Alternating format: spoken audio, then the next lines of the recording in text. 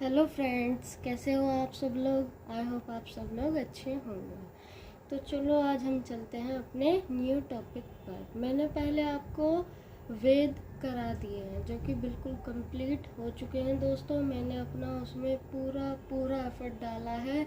मैंने आपको ज़्यादा से ज़्यादा नॉलेज देने की कोशिश की है। उस वीडियो को ज़रूर ध्यान से देखना है, दोनों वीडियो को, उससे बाहर क्वेश्चन कहीं नहीं जाएंगे। अब हम अपने नए टॉपिक पर चलते हैं। हमारा नया टॉपिक है ब्राह्मण, आरण्यक तथा उपनिषद। ब्राह्मण, आरण्यक तथा उपनिषद हमारा न्यू टॉपिक है दोस्तों। ठीक है, चलो चलते हैं। मैंने आपको ऋग्वेद का ब्राह्मण ग्रंथ नहीं बताया था दोस्तों। कुछ ब्राह्मण ग्रंथ थे जो इसी में ही आएंगे, इसी टॉपिक का भाग है, इसलिए मैं इसी में करा रही हूँ, वेदों में नहीं करा रही हूँ। कभी आप लोग सोचो कि ये मैम क्या करा रही है, वेद तो उन्होंने कंप्लीट करा दी और इसमें भी वेदों के बारे में ब्राह्मण ग्रंथ बता रही है। ठीक है, ब्राह्मण ग्रंथ इसी का पार्ट है। चलो चलते हैं।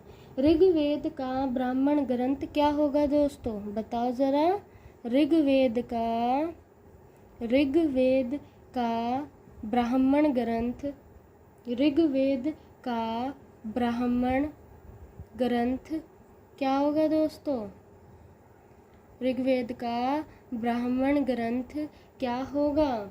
ऋग्वेद के ब्राह्मण ग्रंथ दोस्तों ऐतरेय व कौशिकी होते हैं। क्या होते हैं? ऐतरेय, बोलो मेरे साथ, ऐतरेय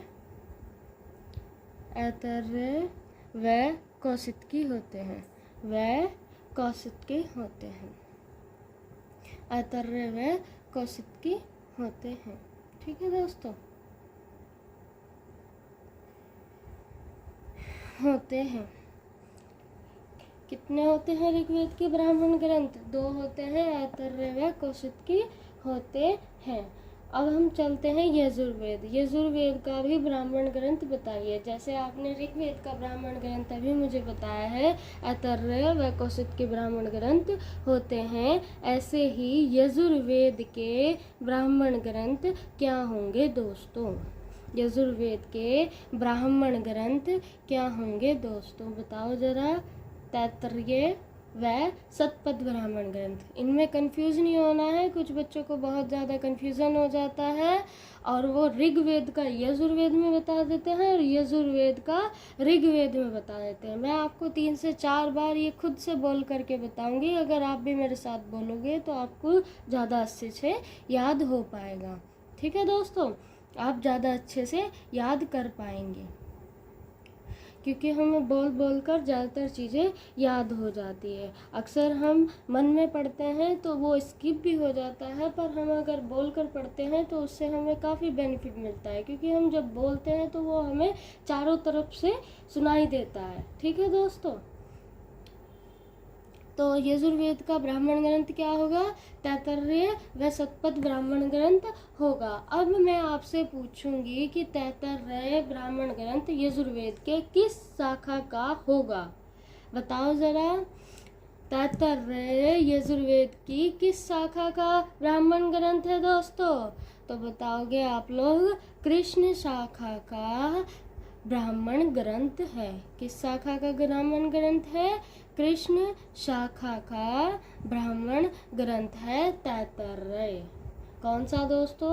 तैत्तरीय। ये तैत्तरीय है और वो ऐतरेय है, कंफ्यूज नहीं होना है। वो ऐतरेय है और ये तैत्तरीय है दोस्तों। ठीक है, ऐसे ही शतपथ यजुर्वेद की किस शाखा का ब्राह्मण ग्रंथ होगा, बताओ जरा।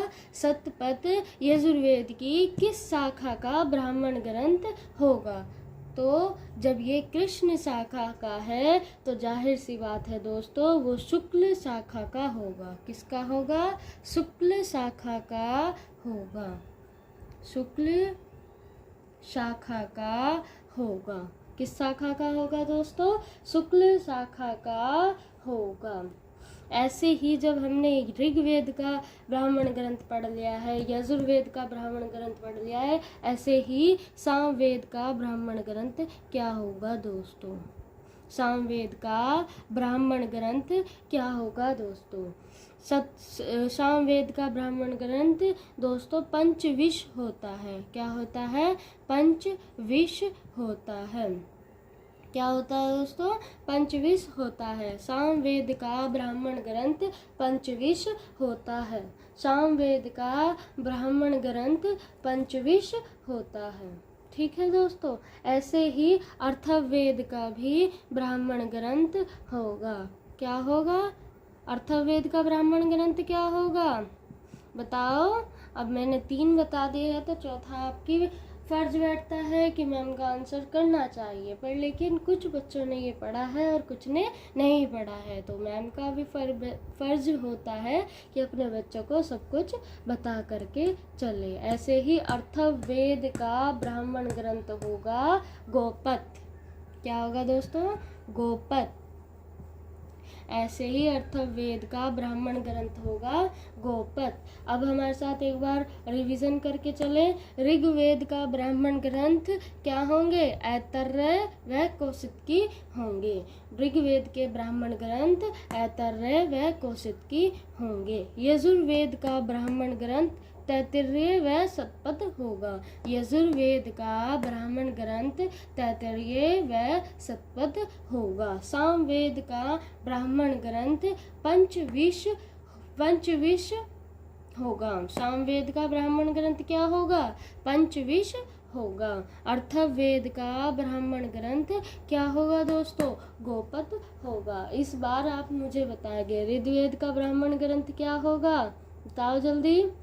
ऐतरेय व कौशिकी होगा। ऐसे ही यजुर्वेद का ब्राह्मण ग्रंथ क्या होगा? तैत्तिरीय व शतपथ होगा। याद रखना कि तैत्तिरीय यजुर्वेद का होता है और ऐतरेय ऋग्वेद का होता है। ठीक है दोस्तों, तैत्तिरीय यजुर्वेद का और ऐतरेय ऋग्वेद का होगा। सामवेद का ब्राह्मण ग्रंथ क्या होगा? पंचविश होगा। और अथर्ववेद का ब्राह्मण ग्रंथ दोस्तों गोपथ होएगा। ठीक है दोस्तों, अब ऐसे ही मुझे बताओ जरा, ये मुझे लगता है आप सब लोगों को पता होगा, फिर भी रिवीजन करके चलते हैं। उपनिषदों की संख्या कितनी होती है? उपनिषदों की संख्या कितनी होती है? उपनिषदों की संख्या कितनी होती है? कितने होते हैं उपनिषद?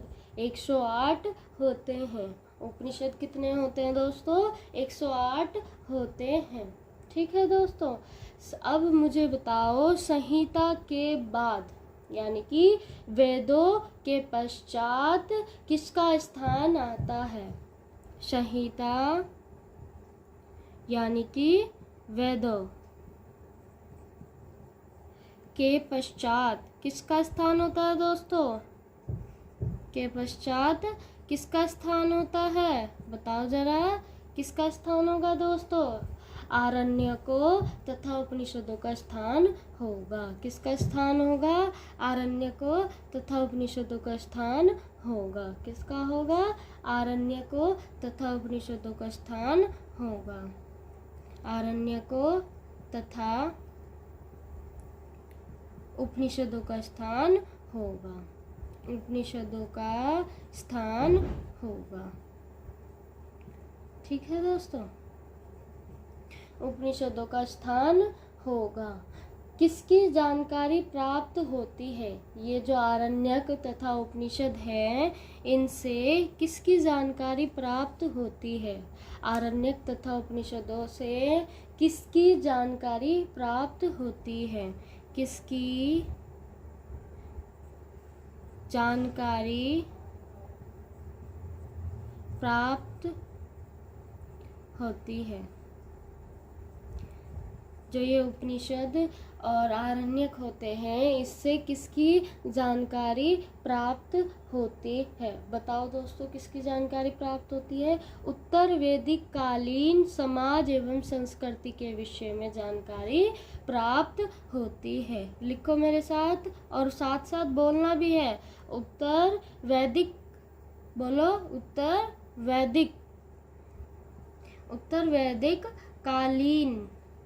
उत्तर वैदिक कालीन समाज एवं उत्तर वैदिक कालीन समाज एवं संस्कृति, उत्तर वैदिक कालीन समाज एवं संस्कृति के विषय में जानकारी प्राप्त होती है, के विषय में जानकारी प्राप्त होती है। ठीक है दोस्तों, उपनिषदों और आरण्यकों से किसकी जानकारी प्राप्त होती है दोस्तों? उत्तर वैदिक कालीन समाज एवं संस्कृति के विषय में जानकारी प्राप्त होती है। उत्तर वैदिक कालीन समाज एवं संस्कृति के विषय में जानकारी प्राप्त होती है। ठीक है दोस्तों, अब आता है जो हमने ऊपर पढ़ा था, ऋग्वेद का ब्राह्मण ग्रंथ ऐतरेय। ऋग्वेद का ब्राह्मण ग्रंथ ऐतरेय में क्या दिया गया है, बताओ जरा। ऋग्वेद का जो ब्राह्मण ग्रंथ हमने ऊपर पढ़ा था उसमें क्या दिया गया है? ऋग्वेद के ब्राह्मण ग्रंथ ऐतरेय में क्या दिया गया है दोस्तों, बताओ जरा, क्या दिया गया है? जो ऐतरेय है इसमें क्या दिया गया है? ऋग्वेद का ब्राह्मण ग्रंथ ऐतरेय में क्या दिया गया है? क्या दिया गया है बताओ जरा। राज्याभिषेक के नियम एवं कुछ प्राचीन राजाओं के नाम दिए गए हैं। क्या दिया गया है दोस्तों? राज्याभिषेक, लिखो मेरे साथ, राज्याभिषेक, राज्याभिषेक के नियम, राज्याभिषेक के नियम एवं राज्याभिषेक के नियम एवं कुछ प्राचीन, राज्याभिषेक के नियम एवं कुछ प्राचीन राजाओं के नाम दिए गए हैं। प्राचीन राजाओं के नाम दिए गए हैं। क्या दिए गए हैं दोस्तों? कुछ प्राचीन राजाओं के नाम दिए गए हैं। ठीक है, राज्याभिषेक के नियमों एवं कुछ प्राचीन राजाओं के नाम दिए गए हैं। किसमें? ऐतरेय ब्राह्मण ग्रंथ में, जो कि ऋग्वेद का ब्राह्मण ग्रंथ है। और दूसरा कौन सा था? कौशिकी ब्राह्मण ग्रंथ। ठीक है दोस्तों, अब हम आगे चलते हैं। शतपथ में किसका उल्लेख मिलता है? शतपथ बताओ, मैंने किसका बताया था? जल्दी से आंसर करो। शतपथ ब्राह्मण ग्रंथ किस वेद का है? किस वेद का है बताओ। शतपथ ब्राह्मण ग्रंथ में किसका उल्लेख मिलता है? शतपथ ब्राह्मण ग्रंथ दोस्तों यजुर्वेद का था। किसका बताया था मैंने? यजुर्वेद का बताया था। इसमें किसका उल्लेख मिलता है बताओ जरा, किसका उल्लेख मिलता है? लिखो मेरे साथ और याद भी करते चलना। गंधार, शतपथ ब्राह्मण ग्रंथ में किसका उल्लेख मिलता है? गंधार, केकय, गंधार, केकय, क्रू, गंधार, केकय, क्रू, पंचाल, गंधार, केकय, क्रू, गंधार, केकय, क्रू, पंचाल, कौशल, कौशल, कौशल, गंधार, केकय, क्रू, पंचाल, कौशल, कौशल विदेह, कौशल विदेह आदि राजाओं के नाम उल्लेख किए गए हैं। आदि राजाओं के नाम का उल्लेख मिलता है। ठीक है दोस्तों, बोलो मेरे साथ।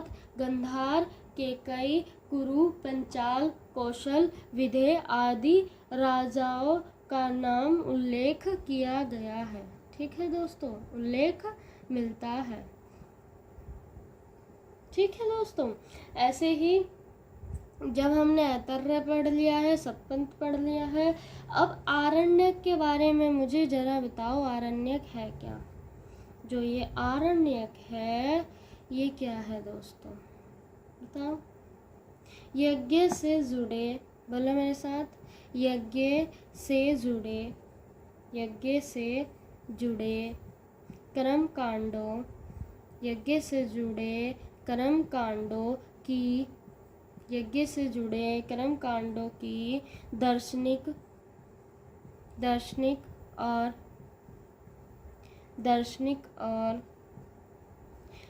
प्रतीकात्मक, दार्शनिक और प्रतीकात्मक अभिव्यक्ति है। क्या है दोस्तों? प्रतीकात्मक अभिव्यक्ति है। ठीक है दोस्तों, आरण्य क्या है? यज्ञ से जुड़े कर्म कांडों की दार्शनिक और प्रतीकात्मक अभिव्यक्ति है। ठीक है दोस्तों, आई होप इतना आपके समझ में आ गया होगा, ठीक है दोस्तों, अब हम इससे आगे चलते हैं। ठीक है,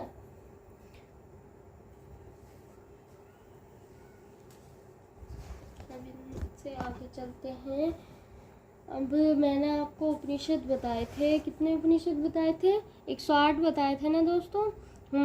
कितने उपनिषद होते हैं? 108 होते हैं। ठीक है, 108 उपनिषद होते हैं। मूलभूत उपनिषदों की श्रेणी में कितने रखे गए थे? जो ये 108 उपनिषद हैं, ये मूलभूत उपनिषद की श्रेणी में कितने रखे गए थे? बताओ जरा।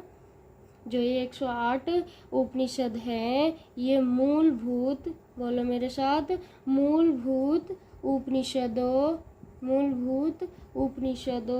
की श्रेणी में कितने रखे गए थे? श्रेणी में कितने रखे गए थे? बताओ जरा। मूलभूत उपनिषदों की श्रेणी में कितने रखे गए थे? 13 रखे गए थे। वैसे उपनिषद कितने हैं? 108 है, पर मूलभूत उपनिषदों की श्रेणी में 13 उपनिषदों को रखा गया था। अब मुझे एक क्वेश्चन का आंसर और बताओ दोस्तों। जो स्त्रियां थी, स्त्रियों की सर्वाधिक गिरी हुई स्थिति किस में देखने को मिलती है? स्त्री की सर्वाधिक गिरी हुई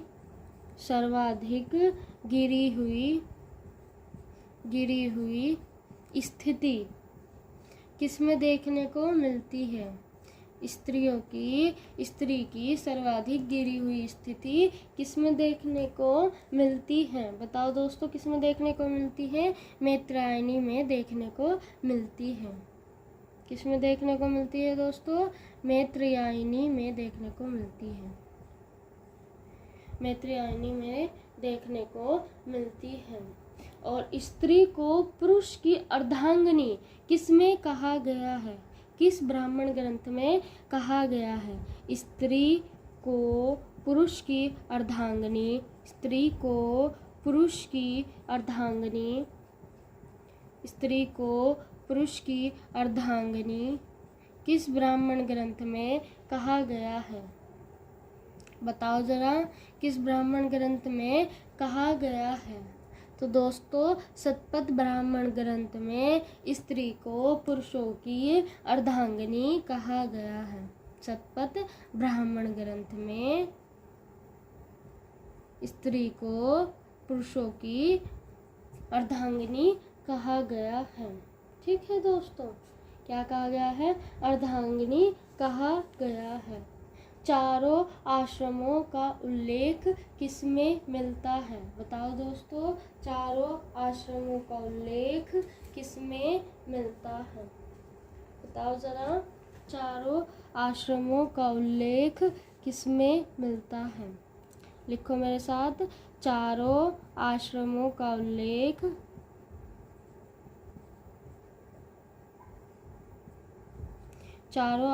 का उल्लेख किसमें मिलता है? बताओ जरा, किसमें मिलता है? जाबालोपनिषद। कुछ बच्चे से पढ़ नहीं पाते हैं और कुछ पढ़ भी लेते हैं। ठीक है, जाबालोपनिषद। किसमें? जाबालोपनिषद। पर मैं आपको इस तरह से पढ़ा कर चलूँगी जिससे कि आपको सब कुछ क्लियर समझ में आए। जाबालोपनिषद। किसमें मिलती है दोस्तों? जाबालोपनिषद। चारों आश्रमों का उल्लेख किसमें देखने को मिलता है दोस्तों? जाबालोपनिषद में देखने को मिलता है। किसमें देखने को मिलता है दोस्तों? जाबालोपनिषद में देखने को मिलता है। ठीक है दोस्तों, किसमें देखने को मिला है? जाबालोपनिषद में देखने को मिलता है। ठीक है, अब हम इससे आगे चलते हैं। ठीक है,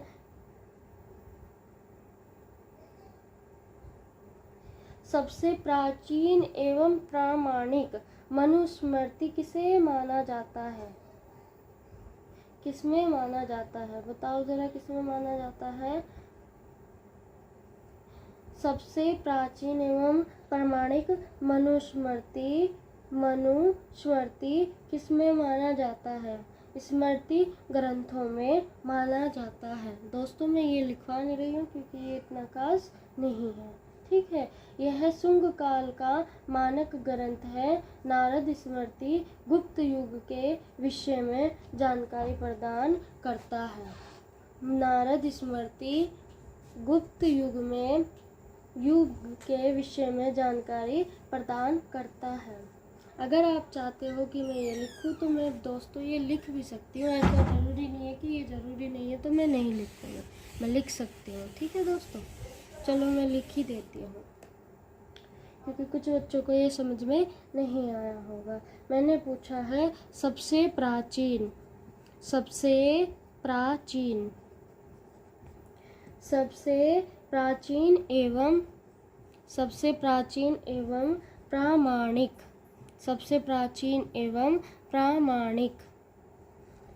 प्रामाणिक मनुस्मृति मानी जाती है। किसको मानी जाती है? मनुस्मृति मानी जाती है। बताओ दोस्तों, किसको मानी जाती है? मनुस्मृति मानी जाती है स्मृति ग्रंथों में। किसमें? स्मृति ग्रंथों में मानी जाती है। स्मृति ग्रंथों में मानी जाती है। किसमें मानी जाती है दोस्तों? स्मृति ग्रंथों में मानी जाती है। यह शुंग काल का मानक ग्रंथ है। यह किस काल का मानक ग्रंथ है? किस काल का मानक ग्रंथ है? बताओ जरा, मैंने अभी बताया है किस काल का मानक ग्रंथ है। किस काल का मानक ग्रंथ है? बताओ दोस्तों, किस काल का है? यह शुंग काल का मानक ग्रंथ है। शुक नहीं बोल रही हूँ मैं, शुंग बोल रही हूँ। ठीक है, यह किस काल का मानक ग्रंथ है? यह शुंग काल का मानक ग्रंथ है। किस काल का मानक ग्रंथ है दोस्तों? शुंग काल का मानक ग्रंथ है। ठीक है, और एक और होता है जो किस काल का होता है, मतलब किस विषय में जानकारी देता है? गुप्त युग के विषय में जानकारी देता है। मतलब कि नारद स्मृति किस विषय में जानकारी देता है? जो नारद स्मृति होता है वो किस विषय में जानकारी देता है? बताओ, मैंने अभी बताया है किस विषय में जानकारी देता है नारद स्मृति? नारद स्मृति गुप्त युग के विषय में जानकारी देता है। किस विषय में जानकारी देता है दोस्तों? गुप्त युग के विषय में जानकारी देता है। गुप्त युग के विषय में जानकारी देता है। ठीक है दोस्तों, किस विषय में जानकारी देता है? गुप्त युग के विषय में जानकारी देता है। ठीक है, अब इसके बाद हम पढ़ते हैं वेदांग। जरा बताओ मुझे, कितने वेदांग होते हैं टोटल?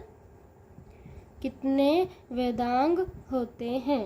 बताओ, मुझे पता है, सबको पता है, जल्दी जल्दी बताओ वेदांग कितने होते हैं? 6 वेदांग होते हैं। कितने वेदांग होते हैं दोस्तों? 6 वेदांग होते हैं। 6 वेदांग कौन कौन से होते हैं ये अक्सर बच्चे याद नहीं करते हैं और ये क्वेश्चन में आ जाता है कि इनमें से बताओ कौन सा वेदांग है या नहीं है। ठीक है दोस्तों, तो क्वेश्चन बन जाते हैं, तो याद करते चलेंगे। पहला कौन सा वेदांग है? शिक्षा। पहला कौन सा वेदांग है? शिक्षा। दूसरा कौन सा वेदांग है? कल्प। पहला शिक्षा, दूसरा कल्प, तीसरा निरुक्त। पहला शिक्षा, दूसरा कल्प, तीसरा निरुक्त। और चौथा व्याकरण। चौथा व्याकरण। चौथा कौन सा है? व्याकरण। और पांचवा छंद। पांचवा कौन सा हो जाएगा दोस्तों? छंद।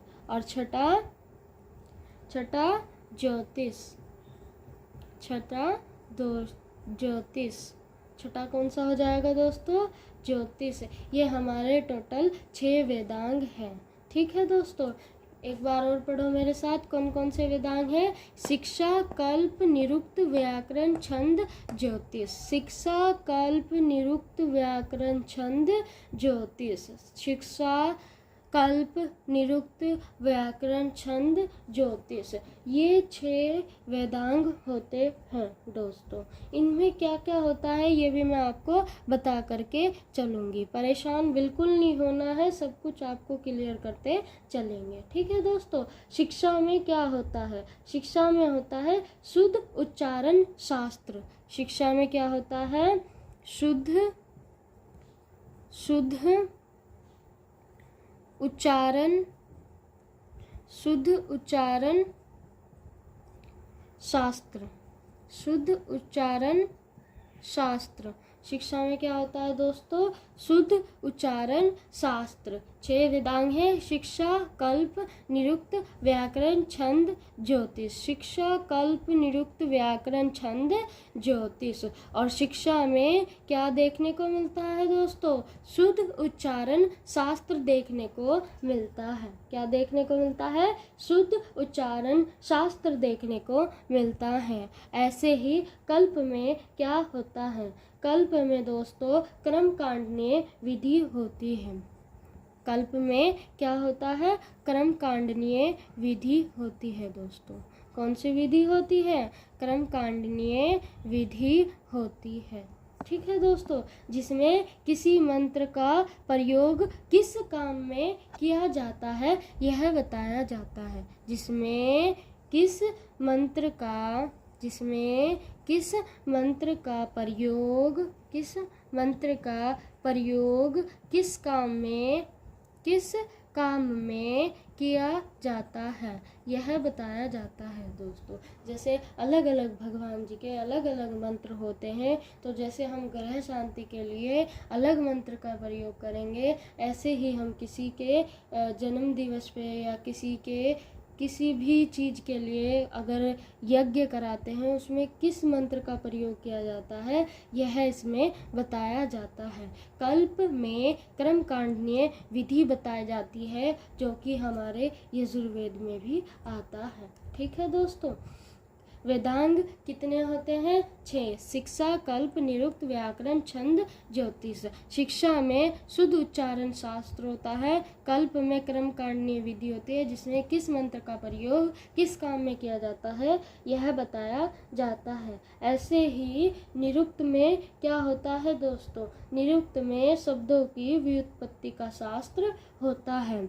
निरुक्त में बोलो मेरे साथ, क्या होता है? निरुक्त में शब्दों की व्युत्पत्ति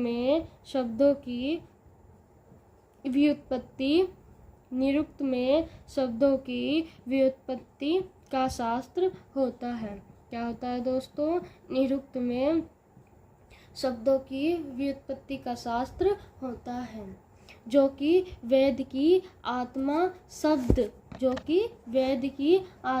शब्द का प्रयोग है। जो कि क्या है? बोलो मेरे साथ। जो कि वेद की आत्मा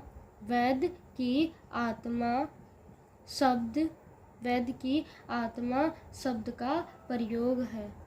क्या है दोस्तों? वेद की आत्मा शब्द का प्रयोग है। ठीक है दोस्तों, वेद की आत्मा शब्द का प्रयोग है। निरुक्त में शब्दों की व्युत्पत्ति का शास्त्र है, जो कि वेद की आत्मा शब्द का प्रयोग है। क्या है दोस्तों? वेद की आत्मा शब्द का प्रयोग है। ऐसे ही व्याकरण में क्या देखने को मिलता है दोस्तों? व्याकरण को जानने वाला होता है। ठीक है दोस्तों, ये तो पता ही होगा, वैसे लिखवाने की ज़रूरत नहीं है पर फिर भी मैं लिखवा देती हूँ। व्याकरण लिखवाने की ज़रूरत नहीं थी, ठीक है, पर कोई बात नहीं, लिखवा के चलते हैं। मुझे अपने सभी बच्चों को देखते हुए चलता है, ठीक है दोस्तों। किसी एक को भी देख के नहीं चल सकती हूँ, किसी को आता है तो किसी को नहीं आता है। व्याकरण को जानने वाला, ठीक है दोस्तों, क्या होता है? व्याकरण को जानने वाला, ठीक है। छंद में क्या होता है? रचना का ज्ञान होता है। छंद में क्या होता है दोस्तों? रचना का ज्ञान होता है। छंद में क्या होता है दोस्तों? रचना का ज्ञान होता है। ये हमारे टोटल 6 वेदांग हैं जिनके बारे में मैंने आपको अभी सब कुछ बता दिया है, ठीक है दोस्तों। हमारे टोटल 6 वेदांग कौन कौन से होते हैं? शिक्षा, कल्प, निरुक्त, व्याकरण, छंद, ज्योतिष। शिक्षा, कल्प, व्याकरण, निरुक्ति, छंद, ज्योतिष हमारे 6 वेदांग होते हैं। शिक्षा में शुद्ध उच्चारण शास्त्र होता है, ऐसे ही कल्प में कर्मकांडनीय विधि होती है जिसमें किस मंत्र का प्रयोग किस काम में किया जाता है यह बताया जाता है। निरुक्त में क्या होता है? शब्दों की व्युत्पत्ति का शास्त्र निरुक्त में ही होता है, जो वेद की आत्मा शब्द का प्रयोग होता है, जो वेद की आत्मा शब्द का प्रयोग होता है। ऐसे ही छंद में क्या होता है? छंद में दोस्तों रचना का ज्ञान होता है। देखा होगा आपने प्रसिद्ध कवियों को अक्सर अपनी कविताओं में छंदों का प्रयोग करते हैं, ठीक है दोस्तों। ये हमारा वेदांग था। अब हम इससे आगे चलते हैं। इससे आगे बताओ जरा, वैदिक साहित्य को अक्षुण्ण बनाए रखने के लिए सबसे प्राचीन सूत्र क्या था? बताओ जरा, जो ये वैदिक साहित्य है इसको अक्षुण्ण बनाए रखने के लिए, अक्षुण्ण बनाए रखने के लिए सबसे प्राचीन सूत्र क्या था? बताओ दोस्तों, क्या था? मैं बताती हूँ आपको। वैदिक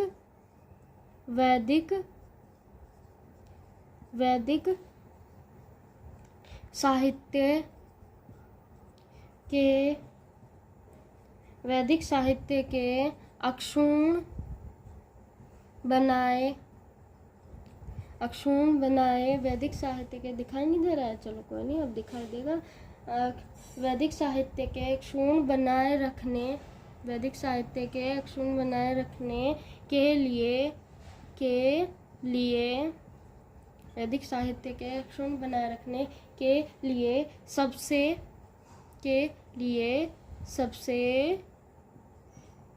प्राचीन सूत्र क्या होता है दोस्तों? गौतम धर्मसूत्र होता है। क्या होता है दोस्तों? गौतम धर्मसूत्र होता है। वैदिक साहित्य को अक्षुण्ण बनाए रखने के लिए सबसे प्राचीन सूत्र कौन सा होता है?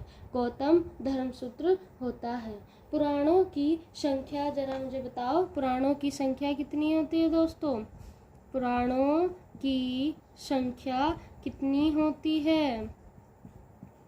बताओ। जैसे उपनिषदों की संख्या आपने 108 बताई थी, उसमें मूलभूत उपनिषदों में शामिल कितने बताए थे? बताओ जरा। 13 बताए थे। मूलभूत उपनिषदों की श्रेणी में कितने बताए थे? 13 रखे गए थे, ये आपने बताया था। ऐसे ही पुराणों की संख्या कितनी होती है?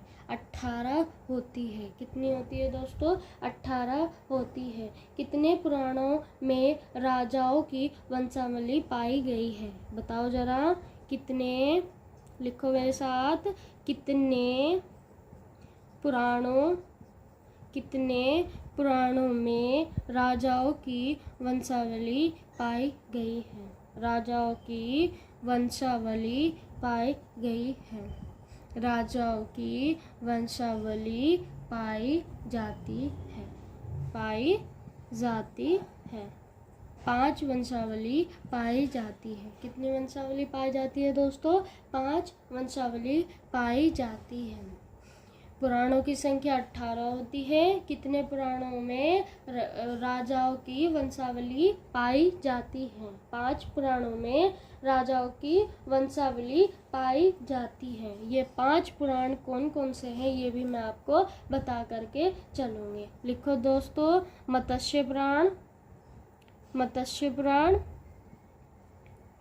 मत्स्य पुराण, वायु पुराण, मत्स्य पुराण, वायु पुराण, विष्णु पुराण, मत्स्य पुराण, वायु पुराण, विष्णु पुराण, ब्राह्मण पुराण, ब्राह्मण पुराण, और 5 है भागवत।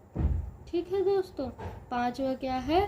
भागवत। मत्स्य पुराण, वायु पुराण, विष्णु पुराण, ब्राह्मण पुराण, और 5वां होता है भागवत। ठीक है दोस्तों, कितने पुराणों में राजाओं की वंशावली पाई जाती है? 5 पुराणों में वंशावली पाई जाती है, राजाओं की वंशावली पाई जाती है। ठीक है दोस्तों, मत्स्य पुराण में किन राजाओं की वंशावली पाई जाती है? आंध्र सातवाहन। किसकी? आंध्र सातवाहन राजाओं की वंशावली पाई जाती है। मत्स्य पुराण में आंध्र सातवाहन राजाओं की वंशावली पाई जाती है। कितने पुराणों में राजाओं की वंशावली पाई जाती है? 5 पुराणों में राजाओं की वंशावली पाई जाती है। मत्स्य, वायु, विष्णु, ब्राह्मण, भागवत। बताओ जरा, मत्स्य, वायु, विष्णु, ब्राह्मण, भागवत कौन कौन से? मत्स्य, वायु, विष्णु, ब्राह्मण, भागवत होता है, जिसमें से मत्स्य पुराण में आंध्र सातवाहन राजाओं की वंशावली पाई जाती है। ऐसे ही वायु पुराण में किन राजाओं की वंशावली पाई जाती है दोस्तों? गुप्त वंशों की वंशावली पाई जाती है। किसकी पाई जाती है? गुप्त वंशों की। अरे मार्कन में क्या हो गया? गुप्त वंशों की वंशावली पाई जाती है। दिखाई दे रहा है दोस्तों? गुप्त वंशों की वंशावली पाई जाती है। ठीक है, गुप्त वंशों की वंशावली पाई जाती है। ऐसे ही विष्णु पुराण में किन वंशों की वंशावली पाई जाती है? विष्णु पुराण में मौर्य वंश से संबंधित राजाओं की वंशावली पाई जाती है। किसकी पाई जाती है दोस्तों? गुप्त वंश। ज़्यादा बड़ा हो गया है, छोटा करेंगे। विष्णु पुराण में किससे संबंधित राजाओं की वंशावली पाई जाती है? बताओ। मौर्य, लिखो मेरे साथ, मौर्य वंश से संबंधित, मौर्य वंश से संबंधित, मौर्य वंश से संबंधित वंशों की मतलब राजाओं की वंशावली पाई जाती है। ठीक है दोस्तों, पुराणों के रचयिता बताओ कौन होते हैं? ये लगभग मुझे लगता है सभी बच्चों को पता होगा, क्योंकि हमने ये पहले भी अपनी क्लासेस में पढ़ा हुआ है। ठीक है दोस्तों, बताओ पुराणों के रचयिता कौन होते हैं? कौन होते हैं दोस्तों? पुराणों के रचयिता कौन होते हैं? लोमहर्ष, इनके पुत्र उग्रश्रवा। कौन होते हैं? लोमहर्ष। कौन होते हैं? लोमहर्ष। पुराणों के रचयिता लोमहर्ष और इनके पुत्र उग्रश्रवा, और इनके पुत्र उग्रश्रवा, इनके पुत्र उग्रश्रवा। कौन होते हैं दोस्तों? इनके पुत्र उग्रश्रवा। पुराणों के रचयिता लोमहर्ष और इनके पुत्र उग्रश्रवा होते हैं। ठीक है दोस्तों, उग्रश्रवा होते हैं। सबसे प्राचीन एवं प्रामाणिक पुराण कौन सा है? बताओ जरा मुझे। सबसे प्राचीन, सबसे प्राचीन, सबसे प्राचीन एवं प्रामाणिक, सबसे प्राचीन एवं प्रामाणिक, लिखो मेरे साथ, सबसे प्राचीन एवं प्रामाणिक पुराण कौन सा होता है? कौन सा होता है दोस्तों? मत्स्य पुराण होता है। कौन सा पुराण? मत्स्य पुराण सबसे प्राचीन एवं प्रामाणिक पुराण होता है। ठीक है दोस्तों,